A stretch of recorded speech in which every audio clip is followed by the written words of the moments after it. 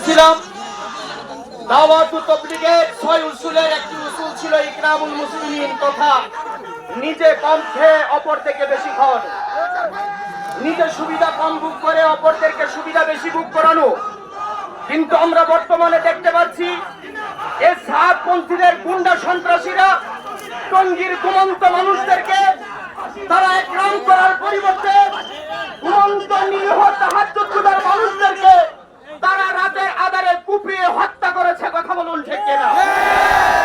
আমরা এই স্পষ্ট বলতে চাই, বাংলাদেশের কোন 1 ইঞ্চি মাটিতে আগামীর দিনে আমরা কোন সাতপন্থীদের মুখ থেকে আমরা কোন তাবলীগের কথা শুনতে চাই না।